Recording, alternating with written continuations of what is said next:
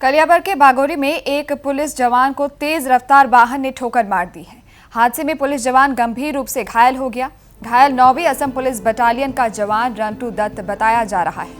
जानकारी के अनुसार पुलिस जवान ड्यूटी पर तैनात था, तभी एक तेज रफ्तार 4 पहिया वाहन उसे जोरदार टक्कर मारकर फरार हो गया। घटना बागोरी पुलिस चौकी के समक्ष की ही बताई गई है। घटना को अंजाम देने वाले वाहन को काजीरंगा के कोहरा पुलिस ने जब्त कर लिया है। घायल जवान को तेजपुर चिकित्सा महाविद्यालय में भर्ती कराया गया है।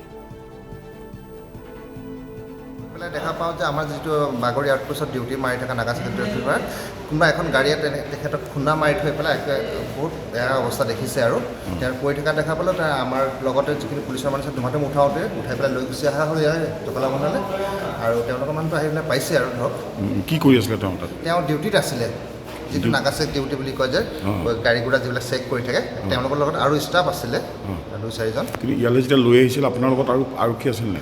আৰক্ষী মানে তেওঁলোকেতো বেলেগ এখন গাড়ীত আহি আছে বুলি কৈছে আৰু আমি লগতে এখন পুলিচৰে গাড়ী হয় বলেৰ এখন, ড্ৰাইভাৰটো আৰু মই লৈ আগবাঢ়ি গুচি আহিছোঁ। খুন্দা যেতিয়া শব্দ শুনা পালোঁ, শুনা পাই পেলাই দৌৰ মাৰি গৈছোঁ, দেখিছোঁ যিহেতু মানুহজনৰ এনেকুৱা এটা অৱস্থা হৈ আছে, তেতিয়া ধৰক ভাৰতীয় মানুহ আৰক্ষী জোৱান হয়, আৰক্ষী জোৱান হয়।